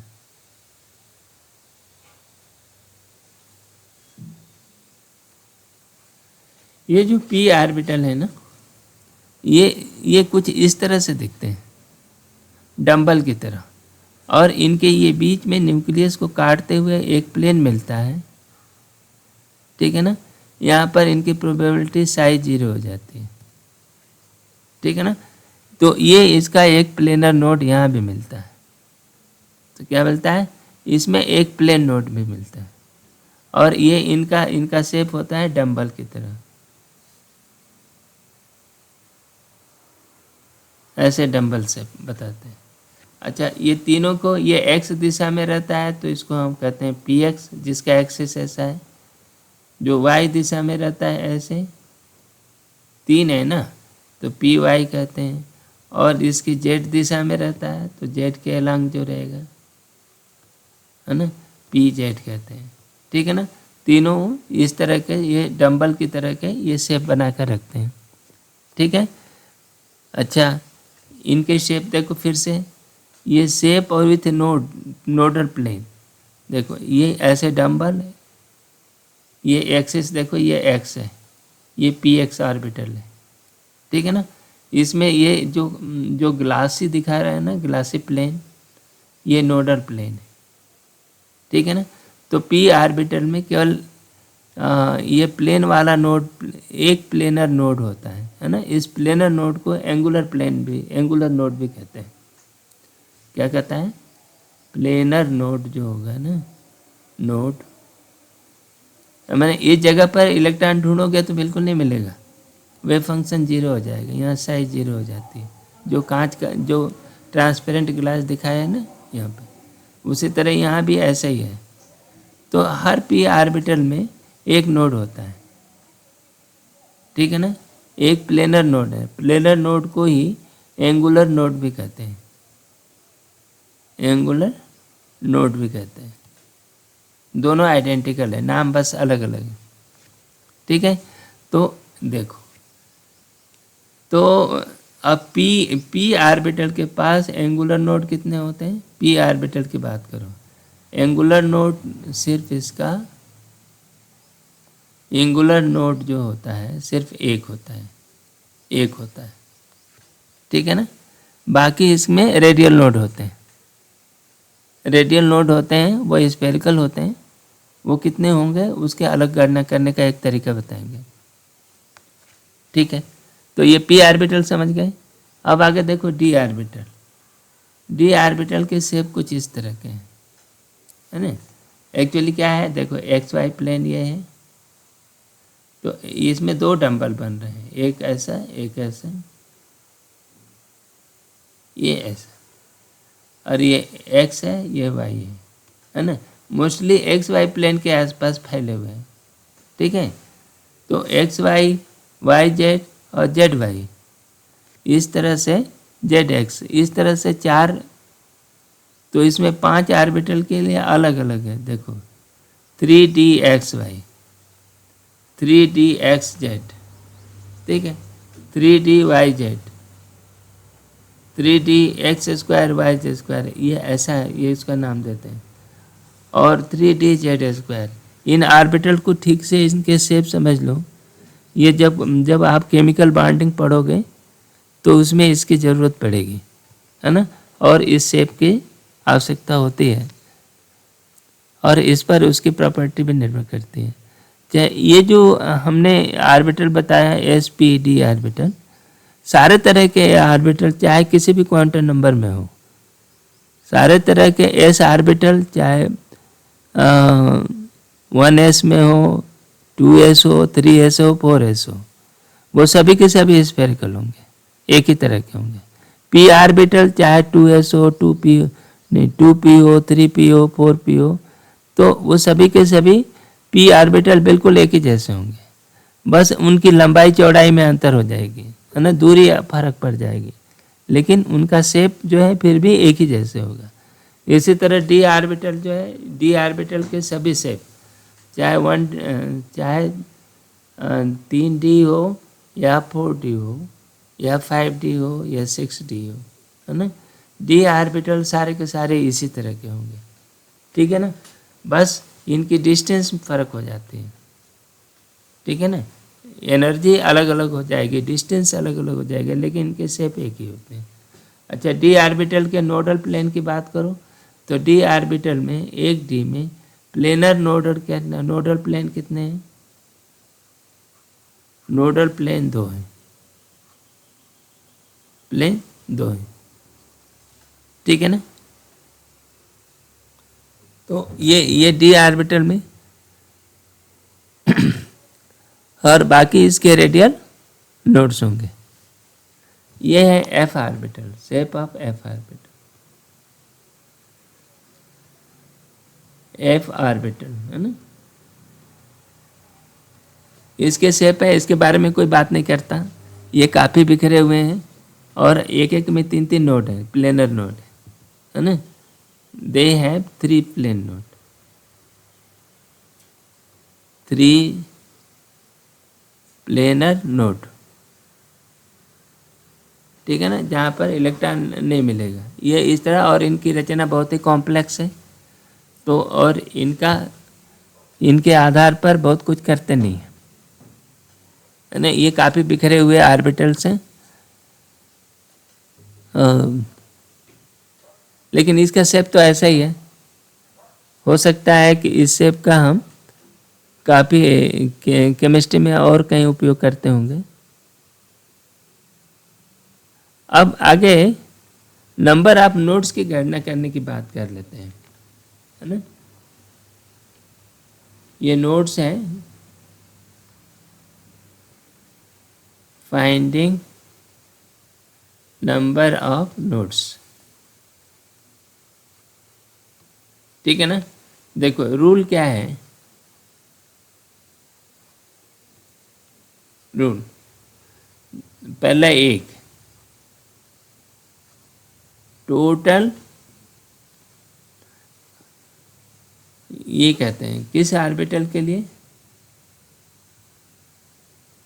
ये बनाते हैं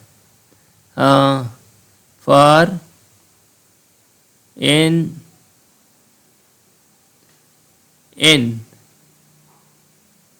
ओ ऑर्बिटल का सूचक है ना। For n o means for orbital of n, nth quantum number,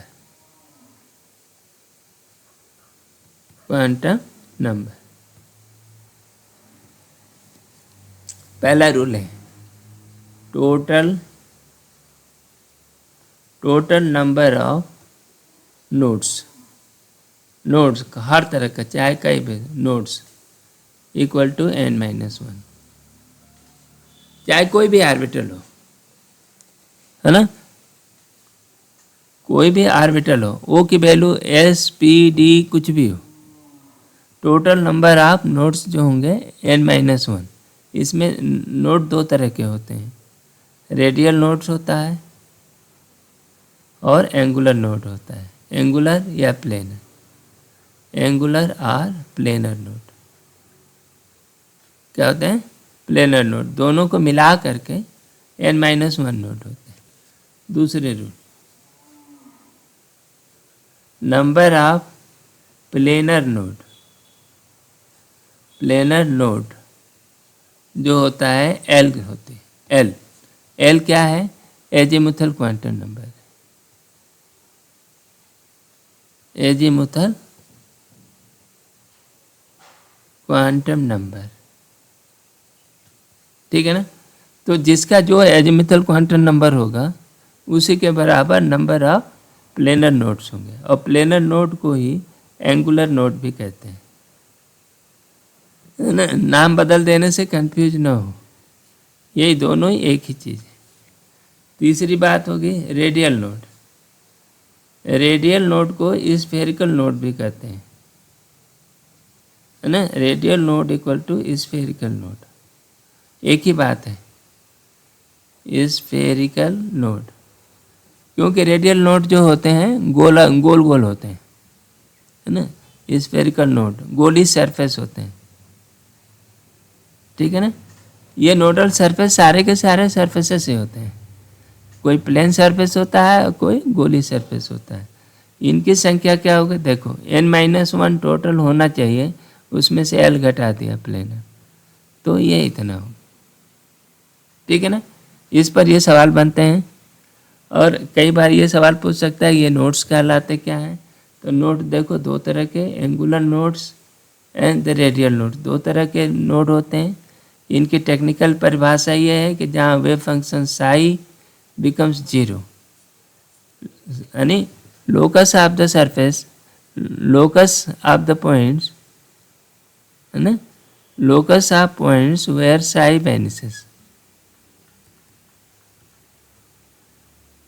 where psi gets 0, बस। और ये क्या लोकस क्या होगा, एक सरफेस होता है ना। तो एक एंगुलर सरफेस एंगुलर नोड्स होता है, रेडियल नोड्स होता है, ठीक है। इनके बारे में हम लोग बहुत चर्चा कर चुके हैं। मैं सोचता हूँ कि आज के वीडियो के लिए इतना काफ़ी है। इस वीडियो में बहुत काफ़ी टेक्निकल बातें हुई हैं, पर इसके जो रिज़ल्ट हैं उसके मोटे मोटे रिज़ल्ट को हर बच्चे को पता होना चाहिए, क्योंकि इसी के ऊपर तुम्हारी पूरी केमिस्ट्री और वो फिजिक्स ये इसी के ऊपर बेस्ड है ना। और यही आधुनिक एटॉमिक मॉडल का यही आधुनिक एटॉमिक मॉडल है, इसी के ऊपर हम सब कुछ आप पढ़ते हैं, ठीक है। इसमें माइनर संशोधन होगा आगे जब, लेकिन कुल मिलाकर के मोटे तौर पर यही एटॉमिक मॉडल हमारे पास है, ठीक है। तो ठीक है, इसके साथ ये वीडियो समाप्त करते हैं। मिलते हैं अगले वीडियो में। Thank you very much.